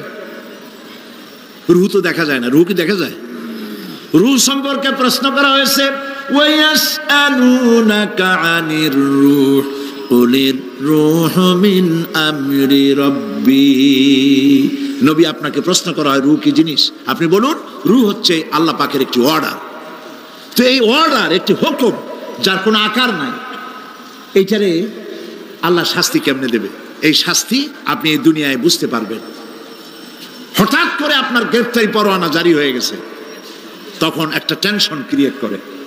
এই শাস্তিটা কোথায় হয়? বডির উপরে না রুহের উপরে? রুহের উপরে হয়। ঘুমায় আছেন, স্বপ্নে দেখতেছেন বাঘে তাড়াইতেছে, বউ কাছে শোয়া, পুলিশে তাড়াইতেছে, বাঘে তাড়াইতেছে, সাপে তাড়াইতেছে, ঘেমে ভয়, আপনি ভয়তে ঘেমে হার্টবিট এত বাড়ছে, ঘুমের থেকে জেগে বউরে ধমকাচ্ছেন যে আমারে বাঘে তাড়াইলো, তুমি একেবারে নাক ডেকে জন্মের মতো ঘুমাইতেছ। বউ তো টের পায় নাই, ঠিক কিনা? এই যে বাঘে তাড়াইলো, পুলিশে তাড়াইলো, সাপে তাড়াইলো, ঘুমের মধ্যে কষ্টে ঘাম বেরিয়ে গেল, এই শাস্তিটা কিছুর উপরে হইলো? রুহের উপরে। এটা আল্লাহ দেখাই দিলেন, মরার পরে এর থেকে মারাত্মক কঠিন শাস্তি রুহের উপরে হবে। তারপরে বডি বানানো হবে জাহান্নামে দেওয়ার জন্য। এগুলির ব্যাপারে আমি আলোচনা করেছিলাম চট্টগ্রামে এবছর সূরা নাবার তাফসীর করেছিলাম। সূরা নাবা, আম্মা ইয়াতাসাআলুন, 5 দিন তাফসীর করেছি। 31 জন হিন্দু খ্রিস্টান মুসলমান হয়ে গেছে এবার চট্টগ্রাম। নবী করিম সাল্লাল্লাহু আলাইহি ওয়াসাল্লাম বলেছেন, কেউ যদি দুনিয়ায় বেঁচে থাকা অবস্থায় কিয়ামতের দৃশ্য দেখতে চায়, সেজন্য সূরা নাবা, সূরা আত-তাকবীর, সূরা নাজিআত, সূরা আল-ইনফিতার, এই সূরাগুলি যেন পড়ে, তাহলে দুনিয়ায় জীবিত থাকা অবস্থায় কিয়ামতের দৃশ্য দেখতে পারবে। ঈমানদার ব্যক্তি, যে ব্যক্তি মরার সময় মুখে উচ্চারণ করতে পেরেছে লা ইলাহা ইল্লাল্লাহু মুহাম্মাদুর রাসূলুল্লাহ, জোরে সোরে পড়েন লা ইলাহা ইল্লাল্লাহ, লা ইলাহা লা ইলাহা লা ইলাহা ইল্লাল্লাহু মুহাম্মাদুর রাসূলুল্লাহ। কালেমা পড়ে মারা গেল। এরপরে কবরের ভিতরে মুনকার নাকির ফেরেশতা এসে হাজির হয়ে যাবে, প্রশ্ন করবে মান রব্বুকা। ঈমানদার ব্যক্তি বলবে রব্বি আল্লাহ। বলেন রব্বি আল্লাহ।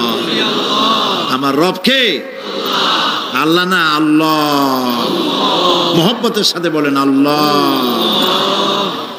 কেউ যদি হৃদয়ের গভীর কন্দর থেকে, কলিজার মধ্য দিয়ে, মনের মণিকোটা থেকে একবার যদি গভীর রাত্রে জেগে একবার যদি বলে আল্লাহ, আল্লাহ পাক 70 বার সাড়া দিয়ে জিজ্ঞেস করেন, বান্দা কি চাও বলো, আমি হাজির।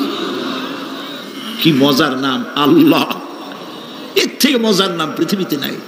এই মজা বেশি পাবেন তাহাজ্জুদের সময়। সুবহানাল্লাহ বলেন। রাত জাগতে শিখুন, তাহাজ্জুদের নামাজের অভ্যাস করুন। সমস্ত নবীদের উপরে তাহাজ্জুদ পড়া বাধ্যতামূলক ছিল।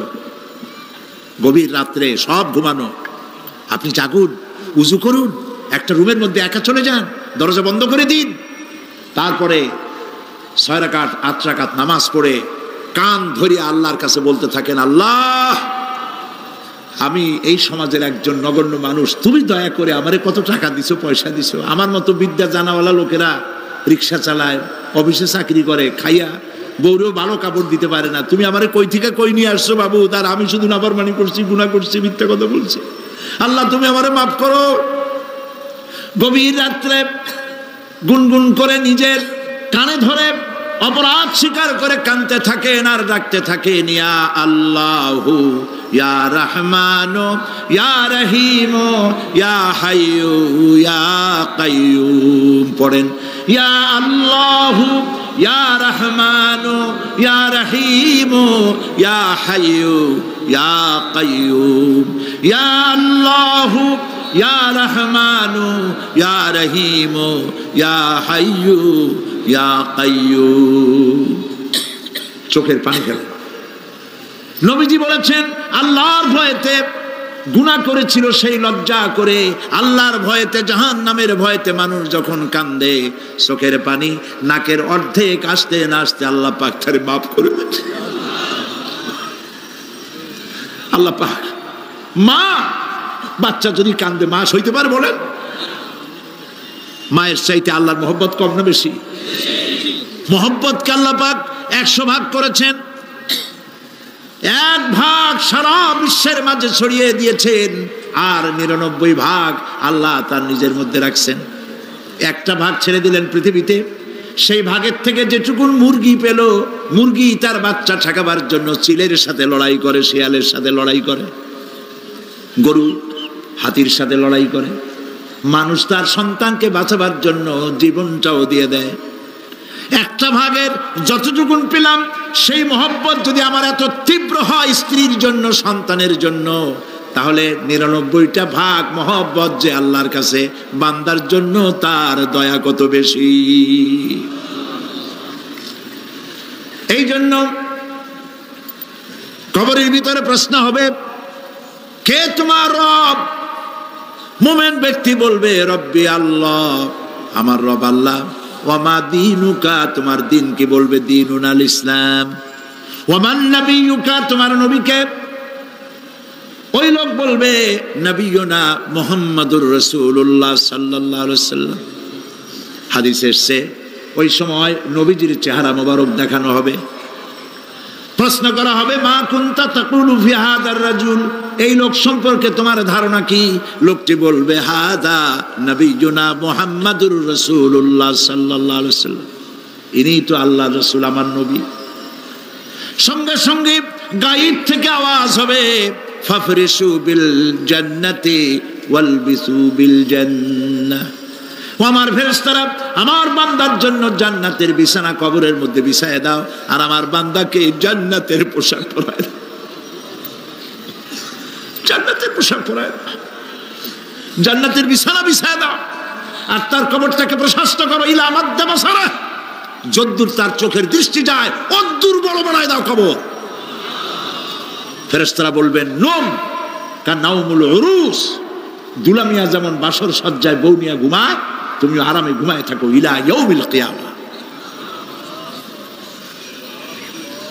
ভাই সাহেব, এই পৃথিবীর সব ফাঁকিবাজি, মোহ, সব মোহ, স্ত্রী, পুত্র, পরিজন, মাল, ধন, কিচ্ছু না, কোনো দাম নাই।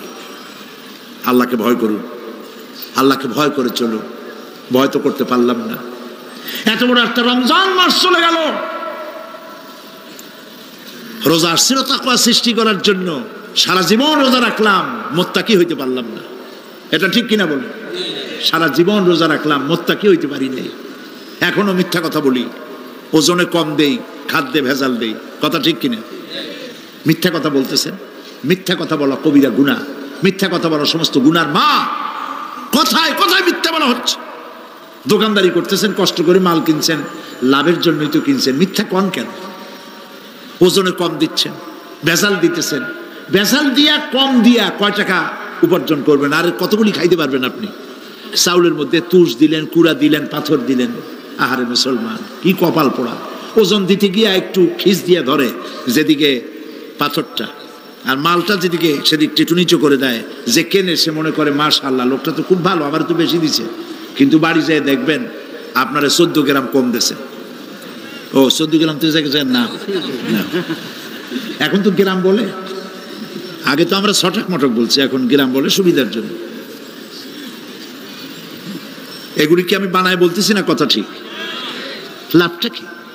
কি লাভ? জমিনের আইল ঠেলতেছেন, পরের জমিন দখল করতেছেন, বোনেরে ঠকাইছেন, ভাইরে ঠকাইছেন, ভাইয়ের সম্পত্তি ফেরত দেন নাই। আহা, এই যে দুরবস্থার সৃষ্টি হলো, আমলের পরিবর্তন হলো না। মসজিদ বানাইছি সব দালান, মসজিদগুলি সব বিল্ডিং হয়ে গেছে। নবী করিম সাল্লাল্লাহু আলাইহি ওয়াসাল্লাম বলেছেন, মাসাজিদুহুম আমিরাতুন ওয়া হিয়া খারাবুম মিনাল হুদা। মসজিদগুলি সব দালান হয়ে যাবে শেষ যুগে। এগুলি নবী করিম সাল্লাল্লাহু আলাইহি ওয়াসাল্লাম ভবিষ্যৎবাণী। মসজিদগুলি কি হবে? সব বিল্ডিং হয়ে যাবে। ওয়া হিয়া খারাবুম মিনাল হুদা, হেদায়েত থেকে খালি হয়ে যাবে। হেদায়েত নাই, খালি মসজিদ, building, tiles, mosaic, air condition সব আছে, হেদায়েত নেই। কবি বলতেছেন, मस्जिद तो बना ली है शब भर में ईमान की हरारत वालों ने, मन पुराना पापी रहा बरसों में नमाजी बनना सिखा। মন চাইছে তাড়াতাড়ি করে মসজিদ একটা বানাই ফেলাইছে, কিন্তু বছর বছর নামাজ পড়লো, মন সেই পুরানা পাপী রয়ে গেছে, সেই পাপ থেকে সে বাঁচতে পারে নাই। এই জন্য বিশ্ব কবি আকবাল বলেন, মসজিদ মে মরসিয়া খাহে কে নমাজি ন রহি, মসজিদ মে মরসিয়া খাহে কে নমাজি ন রহি, याने वो साहिबे औसाफ हिजाजी न रही।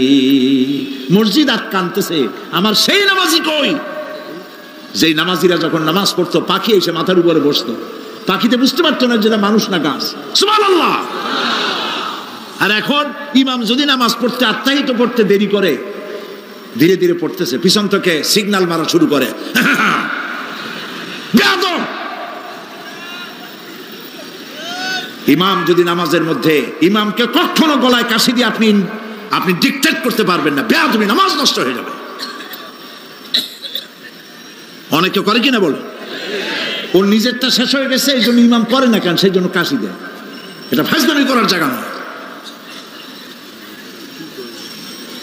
প্রিয় ভাই সব, সুতরাং আমল যদি ভালো না হয়, মসজিদ সুন্দর বানায় লাভ হবে না। আমল যদি ভালো না হয়, সুন্দর জামা টুপি পরে কোনো লাভ হবে না। শরীরে হয়েছে ক্যান্সার আর মাথায় মাখতেছে লক্ষ্মী বিলাসের তেল, লাভ আছে? বলেন লাভ আছে? কোনো লাভ নাই। আমল পরিবর্তন, মিথ্যা ছাড়তে হবে, মিথ্যা ছাড়তে হবে। ওয়াদা করতে পারবেন যে মিথ্যা আর বলবো না? পারবেন? ওজনে কম দেব না, ওয়াদা করতে পারবেন? জমিনের আইল ঠেলবো না, পরের হক নষ্ট করবো না, অহংকার করবো না, পারবেন? তাহলে জান্নাতের রাস্তা ক্লিয়ার হবে, নইলে ক্লিয়ার হবে না। ওয়াদা করি, বলেন ইয়া আল্লাহ। দুই হাত উঁচু করেন, বলেন ইয়া আল্লাহ, তোমার পবিত্র নামে কসম করি, ওয়াদা করি, যতদিন পর্যন্ত মালাকুল মউত আমার মাথার কাছে না আসতেছে, ফরজ নামাজ, ফরজ রোজা ছেড়ে দেব না। ইয়া আল্লাহ, আর মিথ্যা কথা বলবো না, ওজনে কম দেব না, খাদ্যে ভেজাল দেব না, অধীনস্থ নারীদেরকে বেপরদা রাখবো না, অহংকার করব না, সুদ খাবো না, সুদ দেব না, ঘুষ খাবো না, ঘুষ দেব না, শিরক করব না, বেদাত করব না। আল্লাহ তাআলা তুমি দয়া করে আমার ওয়াদা কবুল করো, আমিন। হাত নামা, আল্লাহ পাক কবুল করুন, সবাই বলেন আমিন। যদি এই ওয়াদা পালন করতে পারি, জান্নাতের রাস্তা ক্লিয়ার হয়ে যাবে। আর ওয়াদা পালন করতে পারবো না, ওয়াজের মাহফিল আইসা কোনো লাভ নেই। বছরের পর বছর ওয়াজ শুনবেন, আমলের পরিবর্তন হবে না, কোনো লাভ নাই। দোকানদারেরা ওজন টোজন ঠিক মতো দেন, মিথ্যা কথা বলা বাদ দেন, ওজন একটু কমাইয়া দিয়া, খাদ্যে ভেজাল দিয়া কোনো লাভ নাই। এগুলি আপনি কবরে নিতে পারবেন না, শুধু পাপ আর পাপ। কথা বুঝে আসছে আপনাদের? প্রত্যেকটি মানুষকে তাওহীদবাদী হতে হবে, শিরক মুক্ত হতে হবে। শিরক হলো মাজারগুলিতে গিয়ে মনের আশা আকাঙ্ক্ষা সেখানে বলা, এটি হচ্ছে শিরক। এই কাজ আপনারা করবেন না। কুমিল্লা কি মাজার আছে? আছে? কোন মাজারে যাবেন না, কোনোদিন যাবেন না, কোনো প্রয়োজন নাই। বিপদে পড়েছেন, উজু করবেন, মসজিদে চলে যাবেন, সুবহানাল্লাহ বলেন। মসজিদে গিয়ে 2 রাকাত কাজায়ে হাজতের নামাজ পড়বেন, আল্লাহর কাছে কাঁদবেন। মাজারে যিনি শুয়ে আছেন বিশ্বাস করেন, কোরআন শরীফ আমার সামনে, বিশ্বাস করুন, যিনি কবরে শুয়ে আছেন আপনাকে 4 পয়সার উপকার করতে পারবে না। মাঝখানে আপনি শিরকের গুনাহ নিয়ে আল্লাহর দরবারে হাজির হবেন। মাজারে টাকা দিবেন না, পয়সা দিবেন না, মানত করবেন না। মাজার একটা ব্যবসা। মাজার আজকাল কি? মাজার আর রস সব ব্যবসা। আপনারা এই সব কাজে যাবেন না। আগরবাতি, মোমবাতি, চাদর দেওয়া, মশারি দেওয়া, এগুলো মুসলমানের কাজ না। হিন্দু, খ্রিস্টান, বৌদ্ধ যা করে আমরা কি তা করতে পারি? জোরে বলেন, পারি? কবরে যদি একটু চিন্তা করেন ভাইরা, মাথাটা একটু খাটান, কবরে যদি চাদর দেওয়াই লাগে তাহলে রাসূল করিম সাল্লাল্লাহু আলাইহি ওয়াসাল্লামের কবরের উপরে সোনার সুতা দিয়ে চাদর দেওয়া উচিত ছিল। তুলার সুতা না, সোনার সুতা। আর ওই রকমের দেওয়ার সিস্টেম হলে উম্মতেরা সোনার সুতা না, নিজের বুক নিজে ভাইয়া কলিজা পার করে রাসূলুল্লাহর কবরের উপর দিয়ে দিত। নবীর পরে সম্মান সাহাবায়ে কেরাম। সাহাবায়ে কেরামদের কবরের উপরে চাদর নাই, আগরবাতি নাই, মোমবাতি নাই, গোলাপ পানি নাই, গম্বুজ নাই। মাজার একটা হইছে, সেটারে গম্বুজ বানাইতে হবে। কেন গম্বুজ বানাবে? দরকারটা কি? তওবা করুন, জিন্দেগিতে আর কোনোদিন মাজারে কোনো সাহায্য করবেন 1 পয়সাও না। টাকা পয়সা দিবেন, টাকা পয়সা দিবেন, এতিমকে দিবেন, ভিক্ষুককে দিবেন, বিধবাকে দিবেন। পরীক্ষা দিতে পারে না, ফি দিতে পারে না, পরীক্ষা দিতে পারছে না, ওরে দেন। বাড়িতে চাল নাই, পানি পড়ে, ওরে দেন। অন্ধ মানুষকে দেন, লুলাকে দেন, এতিমখানায় দেন, মাদ্রাসায় দেন, টিউবওয়েল বানায় দেন যেখানে পানি নেই। এই সব কাজ করেন, সওয়াব হবে। সুবহানাল্লাহ কর। মাজারে, কোন মাজারে, আজকের মাহফিলে যত লোক হাজির হয়েছেন, কোন মাজারে কোন টাকা পয়সা, আগরবাতি, মোমবাতি, চাদর জিন্দেগিতে দেবেন না। কারা দেবেন না? হাত উঁচু করে দেখান। আলহামদুলিল্লাহ, হাত নামা, হাত নামা। এরপরে থামেন, থামেন। এরপরে দেশে আজ অশ্লীলতার সয়লাব আমরা দেখতে পাচ্ছি। গতকালও আলোচনা করেছি। গত 5 বছর যারা ক্ষমতায় ছিলেন, অভিনয় নিয়ন্ত্রণ আইন তারা তুলে ফেলেছিলেন। অভিনয় নিয়ন্ত্রণ একটা আইন ছিল, কতদূর অভিনয় করা যাবে, একটা মেয়ে তার কাপড় কতটা কমাইতে পারবে, নাচে গানে অভিনেতা অভিনেত্রী একসাথে কতটা জড়াজড়ি করতে পারবে, এর একটা নিয়ম কানুন আগের থেকে ছিল। সেই নিয়ম কানুন ওই 5 বছরে তারা আইন পাশ করে নিয়ন্ত্রণ আইনটা তুলে দিয়েছে। ফলে কাপড়েরও বালাই নাই, আর জড়াজড়ির এমন সব ছবি যা কোনো মানুষের দেখার কোনো উপায় নেই, যেগুলি দেখলে চোখ সাবান দিয়ে ধোয়া লাগে। নাউজুবিল্লাহ বলেন। বাংলাদেশ সুপ্রিম কোর্ট, বর্তমান সরকারের আমলে বাংলাদেশ সুপ্রিম কোর্ট সুমোটো আইন জারি করেছে, যে সমস্ত অশ্লীল ছবি করা যাবে না, অশ্লীল পোস্টার লাগানো যাবে না। আমি গতকাল এখানে বলেছি, কুমিল্লার ডিসি সাহেবকে আমি গত রাত্রে তার সঙ্গে আমি কথা বলেছি, তিনি একমত হয়েছেন। কুমিল্লার কোন দেওয়ালে সিনেমার অশ্লীল পোস্টার থাকতে পারবে না। সিনেমা ব্যবসায়ীদের বলে দিবেন, আপনারাও বলে দিবেন তাদেরকে, সিনেমার ব্যবসা করো, অশ্লীল ছবি দেখাইতে পারবা না। বাইরে লেখা থাকবে একটার, ভিতরে কাটপিস দেখাবা ইংলিশ ছবি। এই হারাম ব্যবসা, সিনেমার ব্যবসা যারা করে ওদের মতো কপাল পোড়া আকাশের নিচে জমিনের উপরে আর নাই। কারণ কি জানেন? কারণ কি? আরে বাবা থামো, কারণ কি সেটা শোনেন। কারণ হচ্ছে, মসজিদ যে বানাইলো, ওই মসজিদে যতদিন নামাজ হবে, জিকির হবে, তেলাওয়াত হবে, কিয়ামত পর্যন্ত যে পয়সা দিছিল সে সওয়াব পাবে।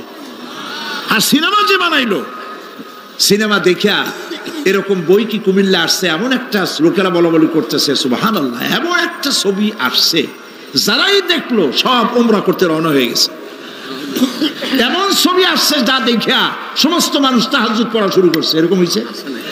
যত ছবি আসলো, ছবি দেখলো, পরের মেয়ে কেমনে হাইজ্যাক করবে, কেমনে ব্রিফকেসের মধ্যে বন্দুক রাইফেল গুলি ভাঙ্গে চুরে থুইয়া 10 তলার গ্লাস ভাঙ্গা লাভ দিয়ে পড়ে খালের মধ্যে পড়ে নদীর মধ্যে দিয়ে ফুড়ে উঠে পাহাড়ের উপর দিয়ে পরের মেয়ে নিয়ে দৌড় দিল। এইসব সন্ত্রাসী, ডাকাত, জেনাকার, বদমাশ তৈরি করা হয়, ঠিক না বলো? এই সিনেমা যারা বানাইছো কান খুলে শোনো, এই সিনেমা যারা দেখতে আসলো, জোহরের নামাজ গেল, মাগরিবের নামাজ গেল, আসর গেল, এশার নামাজও গেল, ঠিক কিনা? এতগুলা নামাজ গেল, আর তারপরে চরিত্র নষ্ট করলো, চরিত্র নষ্ট করে ফেন্সিডিল খাইলো, এরপরে চুরি করলো, ডাকাতি করলো, সন্ত্রাস করলো, জেনা করলো। বেটা তুই মর, যে সিনেমা বানাইছো মর, মরে দেখবি কিয়ামত পর্যন্ত এই সিনেমা দেখে যত লোকের চরিত্র নষ্ট হয়েছে সমস্ত পাপ মাথায় নিয়ে কিয়ামতে আল্লাহর দরবারে দাঁড়াতে হবে। সুতরাং সিনেমার ব্যবসায়ীরা কানে ধরে সিনেমার ঝাঁটা মেরে দূর করে দাও। যদি মুসলমান হও, মুসলমানের যদি জন্ম দিয়ে থাকে, সিনেমার ব্যবসা বাদ দিয়ে দাও।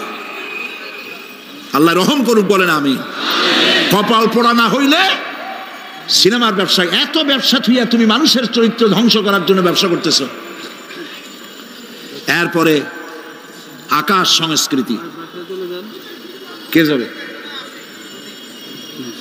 আকাশ সংস্কৃতি ডিশ এন্টিনার মাধ্যমে সাইবার ক্যাফে এগুলি বানায়া রাস্তার মোড়ে মোড়ে দোকান করে কম্পিউটারের ভেতরে, ক্যাসেটের ভিতরে, ইন্টারনেট ইত্যাদির মধ্য দিয়ে অশ্লীল ছবি প্রদর্শিত হচ্ছে রাস্তার মোড়ে মোড়ে। উঠতি বয়সের যুবক যুবতী মেয়েগুলি নষ্ট হয়ে যাচ্ছে, নাউজুবিল্লাহ বলে। এগুলি জনগণকে ঐক্যবদ্ধ হতে হবে, এগুলির বিরুদ্ধে মোকাবেলা করতে হবে, সরকারকে এগিয়ে আসতে হবে অশ্লীলতা বন্ধ করার জন্য। কারণ আল্লাহ পাক বলেছেন প্রকাশ্য এবং গোপনীয় সব রকমের অশ্লীলতা আল্লাহ পাক হারাম করে দিয়েছেন, অশ্লীল কোনো কাজ করা যাবে না। প্রিয় ভাই সব, আমরা যদি আমাদের আমলকে গঠন করতে পারি কিয়ামতের দিন নাজাত পাবো।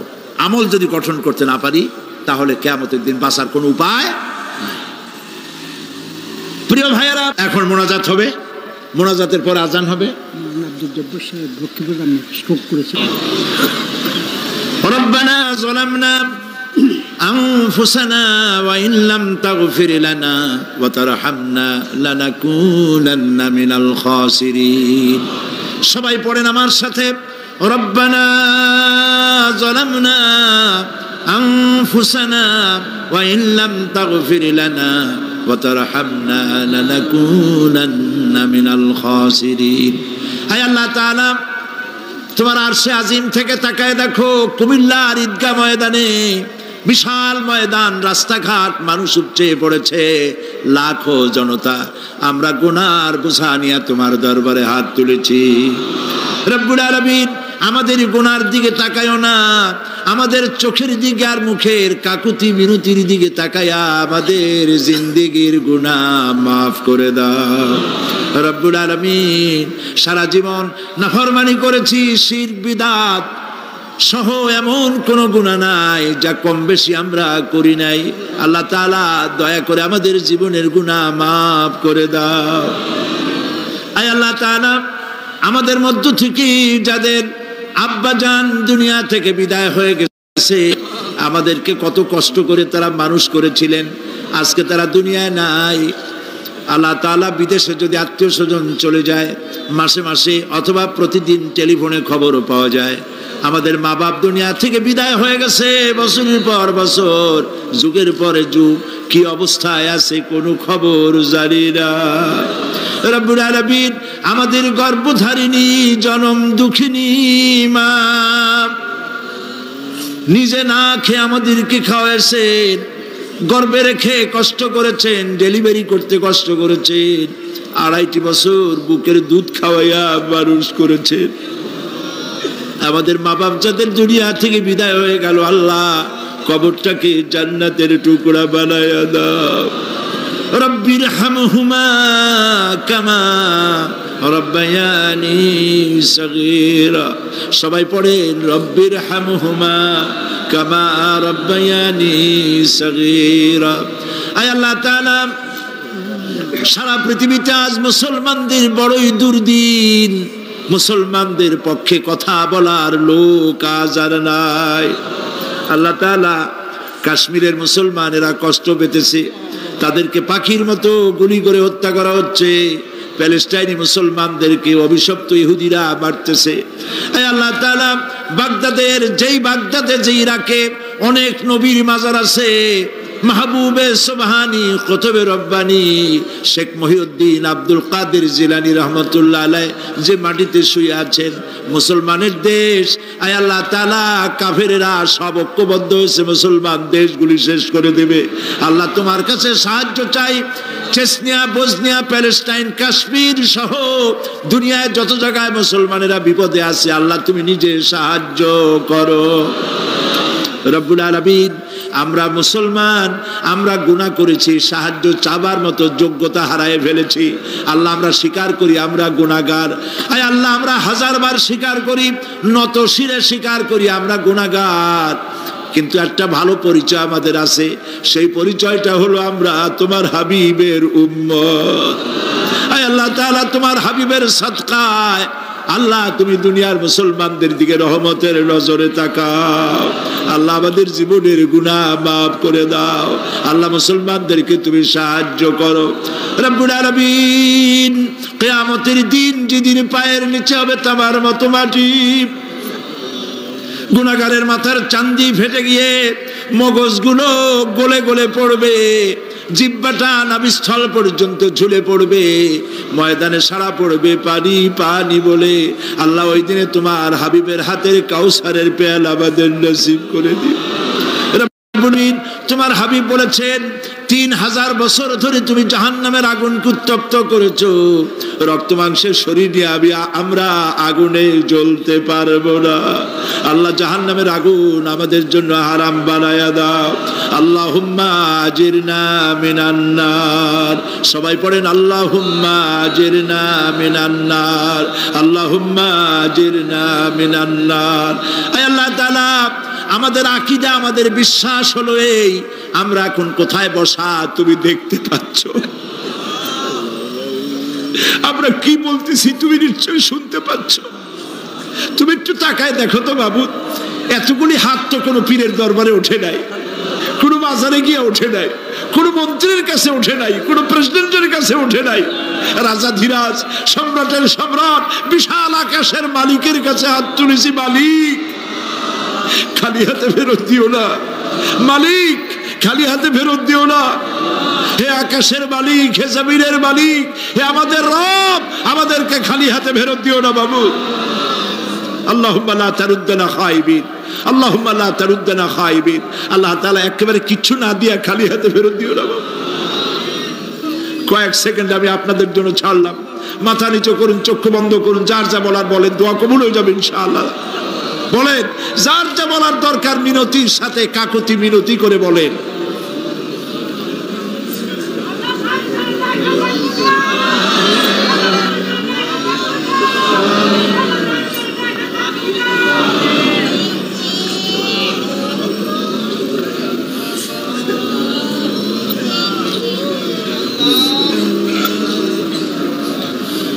আল্লাহ তাআলা, তোমার বান্দারা তুমি তাকায় দেখো, আসামির মতো বসছে, কি চাইতেছে তুমি শুনতে পাচ্ছ।